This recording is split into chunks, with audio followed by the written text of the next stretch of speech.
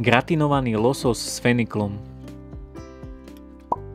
Na tento recept potrebujeme lososa, rajčiny, fenikel, cibuľku, cesnák, hladkú múku, čerstvú bazalku, korenie, soľ a olivový olej.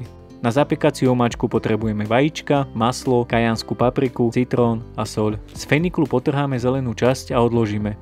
Odstránime vrchnú tvrdú časť, hĺb a pokrájame na jemné pásiky.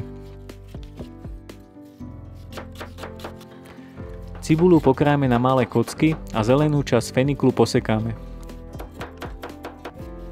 Na olivovom oleji restujeme cibuľku. Pridáme fenikel, osolíme a restujeme asi 10 minút.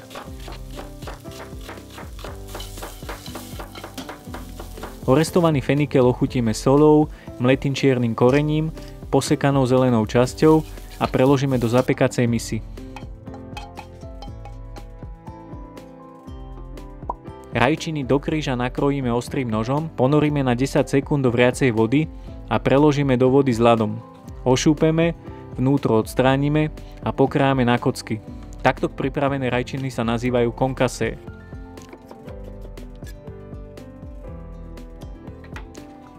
Cesnak rozdrvíme nožom, posekáme a čerstvú bazálku ľubovoľne pokrájame.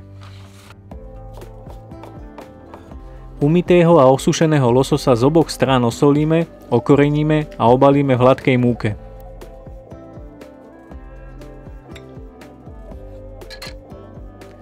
Do rozhriatej panvice pridáme olivový olej a lososa opečieme zo všetkých strán. Opečeného lososa uložíme na fenikel. Do tej istej panvice pridáme cesnák, orestujeme, pridáme rajčiny, osolíme, okoreníme, pridáme čerstvú bazálku a restujeme asi 30 sekúnd.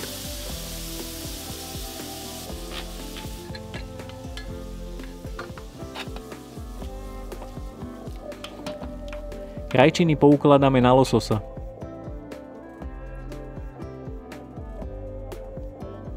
Žltka oddelíme od bielok. Maslo necháme v malom hrnci pomaly rozpustiť. Do žltok pridáme citrónovú šťavu, soľ a šľaháme nad vodným kúpelom, kým mierne zhustne. Žltka dáme nabok zo sporáku, pridáme 1 polievkovú lyžicu studenej vody a pomaličky všľaháme rozpustené maslo, kým vznikne hustá holandská omáčka.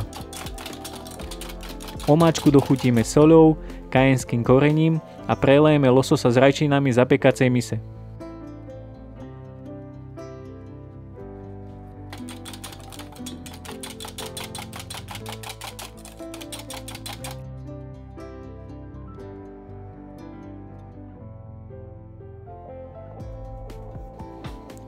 Lososa zapekáme na 220 stupňov 8 minút a podávame so zemiakmi. Dobrú chuť!